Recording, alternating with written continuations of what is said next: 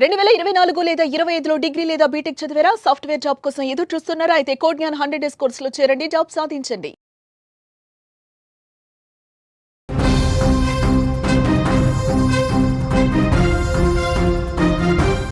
Breaking news చూస్తున్నాం. చిన్నారి హితీక్ష హత్య కేసులో సంచలన విషయాలు బయటకు వస్తున్నాయి.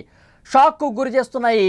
పిన్ని మమత క్రిమినల్ మైండ్కు సంబంధించి వార్తలు చూసేసరికి వస్తున్నటువంటి నిజాలు చూసి పోలీసులే కంగు తింటున్నారు. ఎలా చంపాలి అన్న విషయానికి సంబంధించి యూట్యూబ్లో కొన్ని వీడియోలు సెర్చింగ్ చేసినట్టుగా పోలీసులు గుర్తించారు. చంపి ఎస్కేప్ అయ్యేందుకు ఏ విధంగా తప్పించుకోవాలి, ఎస్కేప్ ఏ విధంగా కావాలి, వీటికి సంబంధించి కూడా యూట్యూబ్లో కొన్ని వీడియోలు చూసినట్టుగా పోలీసులు గుర్తించారు. కేసులో సీసీ ఫుటేజ్ అలాగే డాగ్ స్క్వాడ్ కీలకంగా వ్యవహరించినటువంటి పరిస్థితుంది. జగిత్యాల జిల్లా కోర్టులోని 5 ఏళ్ల చిన్నారి హితీక్ష హత్య కేసు బయటకు వస్తున్న కొద్దీ ఒక్కొక్క నిజం బయటకు వస్తోంది. హితీక్ష చంపినటువంటి పిన్ని మమత క్రిమినల్ ప్లాన్ చూసి పోలీసులు ఒక్కసారిగా అవాక్కయ్యారు. ఇంత దారుణంగా ఆలోచన చేసిందా? మమత ఈ విధంగా ఫోన్లో వీడియోలు చూసిందా? ఫోన్లో చాలా దారుణమైనటువంటి క్రిమినల్ బ్యాక్డ్రాప్ ఉన్నటువంటి స్టోరీలు చూసిందా? ఇవి చూసి ఇంత దారుణంగా ప్రవర్తించిందా? అన్నీ కూడా పోలీసుల విచారణలో బయటకు వస్తున్నాయి. హితీక్ష తల్లి మీద కోపం, డబ్బులు పోయాయనే బాధ, ఇంట్లో పెత్తనం లేదనే అసూయ, ఇవన్నీ కూడా ఆమెను హితీక్ష చంపేందుకు ప్రేరేపించాయి. ఎప్పటి నుంచో చిన్నారిని చంపాలని మమత ప్లాన్ చేస్తోంది. అందుకోసం యూట్యూబ్లో అన్ని వీడియోలు చూస్తోంది. క్రైమ్ స్టోరీస్ ఎక్కువగా చూసింది. ఎలా చంపాలి, చంపిన తర్వాత ఎలా తప్పించుకోవాలి, ఈ అన్నీ కూడా యూట్యూబ్లో సెర్చ్ చేసినట్టుగా పోలీసులు ఇన్వెస్టిగేషన్లో బయటపడింది. పోలీసులకు దొరకకుండా ఉండేందుకు ఎలా తప్పించుకోవాలి, వీటన్నింటికి సంబంధించినటువంటి సమాచారం కూడా యూట్యూబ్లో చూసినట్టుగా తెలుస్తోంది. అందులో భాగంగానే ఎవరూ లేని పక్క నివాసానికి వెళ్ళి పక్కన ఇంట్లో ఎవరూ లేకపోవడంతో ఇదే సరైన సమయం, ఇదే సరైన సందర్భం, ఈ ఇంట్లో అయితేనే కరెక్ట్ అని చెప్పి తెలివిగా భావించింది. అతి తెలివితో బట్టలు మార్చుకుని హత్య చేసి దుస్తులను కూడా దూరంగా పడవేసినటువంటి పరిస్థితి. పోలీసుల విచారణలో అన్నీ కూడా బయటకు వస్తున్నాయి. పోలీసులు తమదైన స్టైల్లో విచారించగా మొత్తం ఒప్పేసుకుంది. సీన్ టు సీన్ అసలు ఏం జరిగిందో మీకు కొద్ది నిమిషాలు ఎక్స్ప్లెయిన్ చేసే ప్రయత్నం చేస్తా.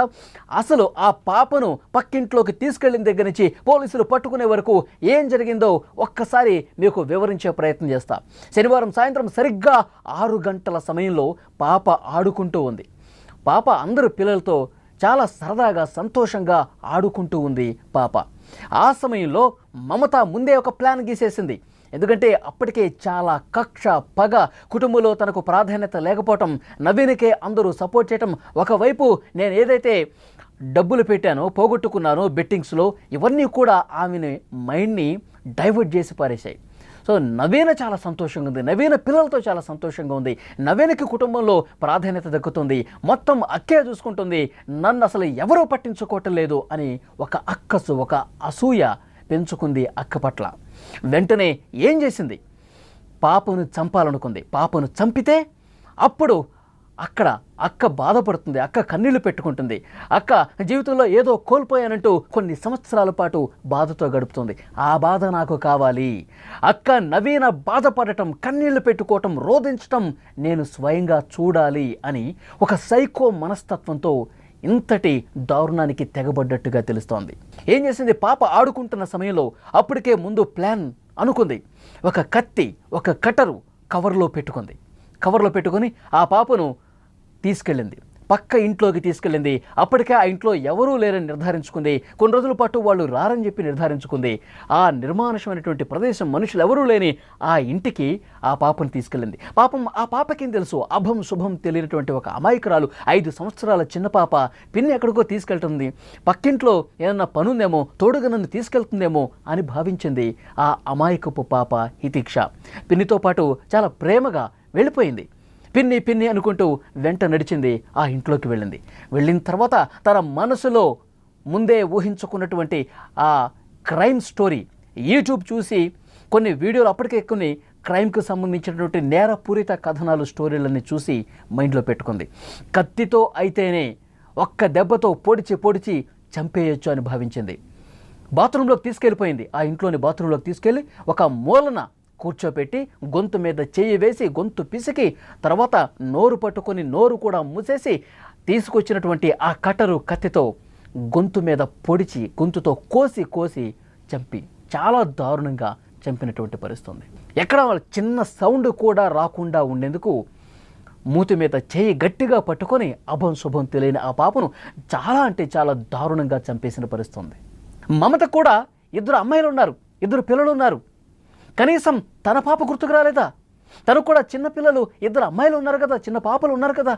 పాపం నవీన కూతుర్ని నేను చంపటం కరెక్టేనా? నవీన కూతుర్ని ఈ విధంగా అత్యంత దారుణంగా కత్తి తీసుకొని మెడ మీద కోసి కోసి చంపటం కరెక్టేనా? నాకు కూడా ఆడపిల్లలు ఉన్నారు కదా, నాకు కూడా చిన్నపిల్లలు ఉన్నారు కదా, నవీన కూతురు నా కూతురు లాంటిదే కదా అని ఎందుకు అనుకోలేదు? ఆ అమాయకపు పాపను చాలా దారుణంగా చంపేసింది. రక్తపు మడుగులో అదే బాత్రూంలో పడిపోయి ఉంది. వెంటనే ఆ కట్టర్, ఆ కత్తి తను వెంట తెచ్చుకున్నటువంటి కవర్లోనే పెట్టుకుని బయటకు వచ్చింది. బయటకు వచ్చి సాయంత్రం 7 గంటల సమయం అవుతుంది. ఎందుకంటే 6 గంటల నుంచి 6 గంటల 30 నిమిషాల వరకు ఇది మొత్తం ప్లాన్ రచించుకొని 6:30కి పైకి తీసుకువెళ్ళింది, ఆ ఇంట్లోకి తీసుకెళ్ళింది. ఆ తర్వాత అరగంటలోనే పని పూర్తి చేసి మళ్ళీ అదే కవర్లో ఆ కత్తి, ఆ కట్టర్ పట్టుకుని బయటకు వచ్చింది. ఏమీ తెలియనట్టు మళ్ళీ ఇంట్లోకి వెళ్ళిపోయింది. ఇంట్లోకి వెళ్ళిపోయి దుస్తులు మార్చుకుంది. అప్పటి వరకు ఈ ఘాతుకానికి పాల్పడ్డ తర్వాత, ఇంత దారుణంగా చంపిన తర్వాత బట్టల మీద రక్తపు మరకలు పడ్డాయి. మళ్ళీ ఎవరైనా గమనిస్తారేమో, ఎవరైనా చూస్తారేమో అని చెప్పి వెంటనే ఆ బట్టలు మార్చేసుకుంది. ఆ రక్తపు మరకలు ఉన్నటువంటి దుస్తులను కూడా ఆ కవర్లో కుక్కేసి బయటకు వచ్చింది. బయటకు వచ్చి నేరుగా మెయిన్ రోడ్డు మీదకి వెళ్ళి అక్కడ షేర్ ఆటో ఎక్కింది. 1 కిలోమీటర్ దూరం షేర్ ఆటోలో ప్రయాణించి అక్కడ దిగింది. జేఎస్ గార్డెన్ ఫంక్షన్ హాల్ ఉంది. ఆ ఫంక్షన్ హాల్కి సమీపంలో నిర్మానుష ప్రదేశం ఉంది. అక్కడ ఎవరు కూడా మనుషులు లేరు, అటువైపు రాకపోకలు ఎవరు సాగించలేదు, నిర్మానుషంగా ప్రదేశం ఉంది, చీకటిగా ఉంది, ఇక్కడ నన్ను ఎవరు చూడరు అని భావించి నేరుగా కొద్ది దూరం అక్కడ నడుచుకుంటూ పోయి ఫంక్షన్ హాల్ బ్యాక్ సైడ్ ఆ కవర్ని పడేసింది. అందులో కత్తి, కటర్, రక్తపు మరకలతో ఉన్నటువంటి తను ధరించిన దుస్తులు అన్నీ కూడా అక్కడ పడేసి నన్ను ఎవరు చూడలేదు, నేను ఇంకా ఎవరికి దొరకను అంటే ఇది కూడా ఎట్లా ప్లాన్ వేసుకుంది? ఎందుకంటే క్రైమ్ స్టోరీస్ చూసింది యూట్యూబ్లో ప్రతిదీ ఎట్లా మర్డర్ చేయాలి దగ్గర నుంచి ఏ విధంగా ఎస్కేప్ కావాలి, ఎలా ఆధారాలు దొరకకుండా తప్పించుకోవాలి, ఇవన్నీ కూడా వీడియోలు చూసి ఇంత క్రిమినల్ బ్రెయిన్తో ఆధారాలు దొరకకుండా ఉండేందుకు వాటిని దూరంగా పడేసింది. మళ్ళీ ఏమీ తెలియనట్టు ఇంటికి వచ్చింది. అప్పటికే వెతకటం ప్రారంభించారు. హితేక్ష కనిపించట్లేదని చెప్పి నానమ్మ అడుగుతూ ఉంది, వెతుకుతూ ఉంది. రోడ్డు మీదకి వచ్చింది, చూస్తుంది హితేక్ష కనిపించట్లేదు. సాయంత్రం 7 గంటల 30 నిమిషాలు దాటిపోయింది. ఎందుకంటే పాప చీకటి పడిన తర్వాత ప్రతిరోజు కూడా ఇంటికి వచ్చేస్తుంది, ఇంటి లోపలికి వచ్చేస్తుంది, ఇంట్లో ఆడుకుంటుంది. కానీ ఇంత చీకటి పడ్డా హితేక్ష ఎందుకు కనిపించట్లేదని చెప్పి అడుగుతోంది. అప్పుడే పని మీద దూరంగా వెళ్ళినటువంటి నవీన ఒక పని మీద ఆమె దూరంగా వెళ్ళింది, కరీంనగర్కో ఎక్కడికో వెళ్ళిందని చెప్పి సమాచారం. ఆ తర్వాత పని ముగించుకొని సాయంత్రం 7 గంటలకు కూడా వచ్చింది. మమత కూడా నవీన ఇంట్లో లేని సమయంలోనే ఇది మనకి సమయం సందర్భం అని భావించి పాపను చంపింది. నవీన కూడా సరిగ్గా 7 గంటల తర్వాత వచ్చింది. చెల్లె హితేక్ష కనిపించట్లేదని చెప్పి మమతని అడుగుతోంది నవీన. అదే చూస్తున్నానక్క, నాకు కనిపించట్లేదు, నేను వెతుకుతున్నాను, పిల్లలతో ఎక్కడైనా ఆడుకుంటుందేమో, ఏమైనా దూరంగా మన కాలనీ చివరిన ఏమైనా ఆడుకుంటుందేమో, పద చూద్దామని చెప్పి ఏమీ తెలియని అమాయకురాల్లాగా నటించింది. నటన మొదలుపెట్టేసింది, జీవిస్తోంది. నటించటం అనకూడదు, అంత దారుణంగా ఆమె నటించడం మొదలుపెట్టింది. మొత్తం ఊరు మొత్తం తిరుగుతున్నారు. నవీన, మమత, ఇంకా కుటుంబ సభ్యులు అందరూ కూడా హితేక్ష అని చెప్పి తిరుగుతూ ఉన్నారు. మొహరం సందర్భం కాబట్టి పీర్ల పండగ దగ్గర ఏమైనా ఉందా, పిల్లలందరూ గుమిగూడు చూస్తూ ఉంటారు కదా, అక్కడ ఏమైనా ఉందా హితేక్ష, అక్కడేమైనా ఆడుకుంటూ చూస్తుందా అని అక్కడ కూడా వెళ్ళి చూశారు, కనిపించలేదు. కుటుంబ సభ్యులకు ఫోన్ చేశారు. ఆ ఊళ్ళో ఎవరైతే ఫ్రెండ్స్ ఉంటారో వాళ్ళు కూడా ఫోన్లు చేసి కనుక్కున్నారు, ఎక్కడా కనిపించలేదు. వెంటనే పోలీసు కంప్లైంట్ ఇచ్చారు. పోలీసులు కేసు నమోదు చేసుకుని ఇంటికి వచ్చారు.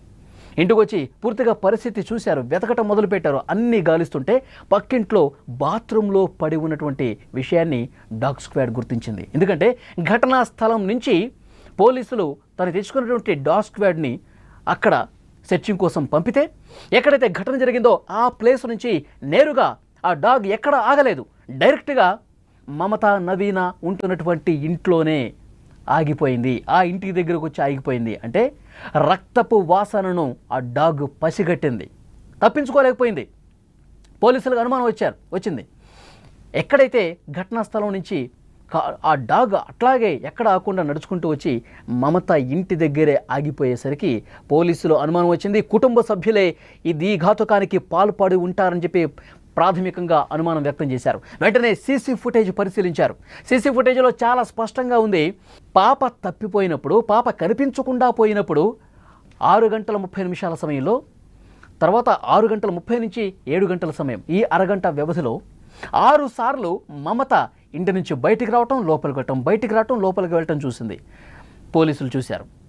అనుమానం బలపడింది. కుక్క ఇంటి దగ్గరకు వచ్చి ఆగిపోవటం, ఇంట్లో ఉన్నటువంటి మమత ఆ సమయంలో, సాయంత్రం సమయంలో 6 సార్లు లోపలికి బయటికి రావటం, ఆ తర్వాత డ్రెస్ మార్చుకుని ఒకసారి బయటికి రావటం, ఇవన్నీ గమనించినటువంటి పోలీసులు మమత మీద అనుమానం వ్యక్తం చేశారు. పిన్నే చంపే ఉంటుందని చెప్పి వాళ్ళ అనుమానం బలపడింది. వెంటనే ఆమెని అదుపులోకి తీసుకొని తమదైన స్టైల్లో క్వశ్చన్ చేశారు. 4 తగిలించారు. ముందుగా ఒక గంట సేపు ఏం సమాధానం చెప్పలేదు, గంట సేపు ఏం మాట్లాడలేదు. అంతకుముందు ఎంతగా నటించింది. నవీనితో పాటు కూర్చొని బోరును విలపిస్తోంది, తలగొట్టుకుంటోంది. హితిక్ష, నిన్ను ఎవరు చంపారు? హితిక్ష, మమ్మల్ని దూరంగా వెళ్ళిపోయావు ఎందుకు?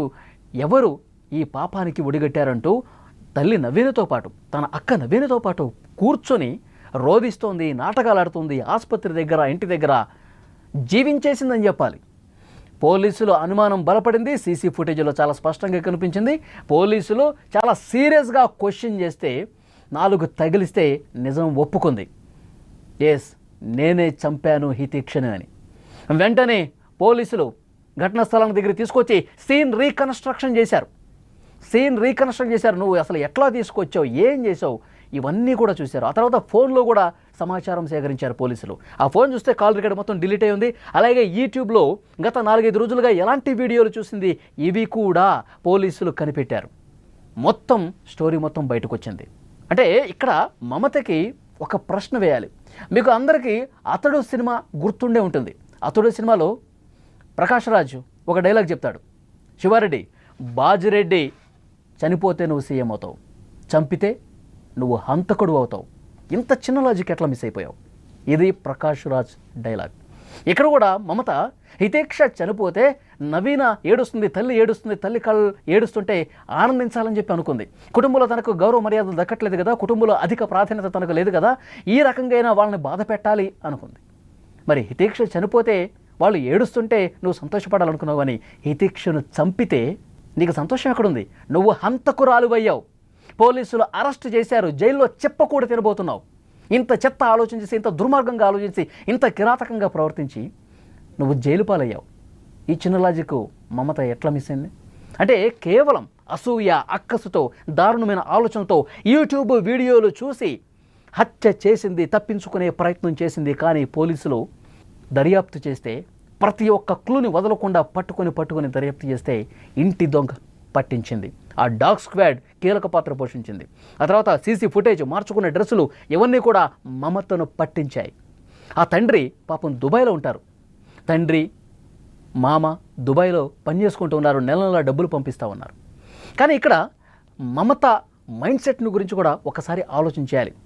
తను బెట్టింగ్ యాప్స్ వాడి విపరీతంగా డబ్బులు పోగొట్టుకుందంట. బిట్కాయిన్లో కూడా డబ్బులు పెట్టిందంట.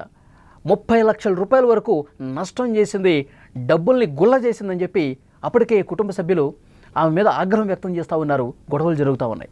ఇదంతా మనసులో పెట్టుకుంది. నాకు ఇంట్లో వాల్యూ లేదు, నవీననే మీరు బాగా చూసుకుంటున్నారు, నవీనకే ఎక్కువ ప్రాధాన్యత ఇస్తున్నారు, ఇంకా ఎందుకు నేనుండి అని చెప్పి ఇలాంటి అక్కసు, ద్వేషం, అసూయ పెంచుకొని పగతో రగిలిపోయి ఈ విధంగా చిన్న పాపని పొట్టన పెట్టుకున్నటువంటి పరిస్థితి. పాపం దుబాయ్ నుంచి ఈ విషయం తెలిసిన వెంటనే ఆ చిన్న పాప తండ్రి బోరున విలపిస్తూ వచ్చాడు, గుండెలు బాదుకుంటూ రోధిస్తున్నాడు. మమత ఈ విధంగా చేసింది, పిన్నే చిన్న పాపను పొట్టన పెట్టుకుంది, ఇంత బాగా ఇంట్లో ప్రేమగా ఉంటూ కుటుంబ సభ్యులతో మంచిగా నటిస్తూ ఇంత దారుణానికి తెగబడిందా? వాళ్ళు కూడా తీవ్రమైనటువంటి బాధ తప్త హృదయంతో తలడిల్లుతున్నారు. కన్నీరు మున్నీరుగా కుటుంబ సభ్యులు వేధిస్తూ ఉన్నారు. నిజంగా మమత ఈ విధంగా ఆలోచిస్తుంది, ఈ విధంగా దారుణానికి పాల్పడుతుంది, కత్తితో పొడిచి పొడిచి చిన్న పాపను చంపేస్తుందని చెప్పి ఆ కాలనీలో ఎవరూ కూడా ఊహించలేదండి. ఎందుకంటే అంత బాగా నటిస్తోంది, ప్రేమను నటిస్తోంది. మనమంతా ఒకటే, మన కుటుంబ సభ్యులంతా ఒకటే, మన వాళ్ళు అక్కడ దుబాయ్లో కష్టపడి పనిచేస్తూ ఉన్నారు, మనం ఇక్కడ మంచిగా ఉండాలి. ఇదంతా ప్రతిరోజు కూడా ఒక నటన కనబరుస్తుంది. గుండెల లోపల చాలా ద్వేషంతో రగిలిపోతుంది. పొడిచి పొడిచి చంపాలన్న ద్వేషం ఒక పక్కన పెట్టుకుని ప్రేమగా నటిస్తోంది. ఈ హత్య జరిగిన తర్వాత కూడా ఆమె నటన ఏ విధంగా ఉందో చూస్తే అర్థమవుతుంది. కాబట్టి ప్రతి ఒక్కరూ కూడా ఆలోచించాలి. మన వాళ్లే కదా అనుకుంటే ఎంతటి దారుణానికి తెగబట్టేటువంటి సందర్భాలు ఈ మధ్య కనిపిస్తున్నాయి. ఈ మధ్యకాలం మనం చాలా చూస్తున్నాం. ప్రేమను నటించి భర్తలను కూడా పీకలు కోసి చంపిస్తున్నటువంటి పరిస్థితి చూడలేదా? కాబట్టి అందుకే ఎవరిని కూడా అంత ఈజీగా నమ్మకూడదు. కాబట్టి వాళ్ళ మైండ్ సెట్ ఏ విధంగా ఉందో, వాళ్ళ సైకో బిహేవియర్ ఏ విధంగా ఉందో ఒక కంట కనిపెడుతూ ఉండాలి. మన కుటుంబ సభ్యులే కదా, మన బంధువులే కదా అని చెప్పి వాళ్ళకి అన్నీ మనం అప్పగించుకుంటూ పోతూ ఉంటే ఎవరు ఎలాంటి ఘాతుకానికి తెగబడతారో కూడా అర్థం కాని పరిస్థితి. ఇప్పుడు ఈయంత సైకోగా బిహేవ్ చేయడానికి యూట్యూబ్లో క్రైమ్ స్టోరీస్ ఎక్కువగా చూడటం, చూసి ఏ విధంగా హత్య చేయాలి, ఏ విధంగా తప్పించుకోవాలి, ఇవన్నీ కూడా ఆ వీడియోలు చూసే సోషల్ మీడియాను విపరీతంగా ఫాలో అయ్యి ఇంత దారుణానికి తెగబట్టేట్టుగా తెలుస్తుంది. పోలీసులు ఇవన్నీ కూడా విచారణలో బయటపెట్టారు.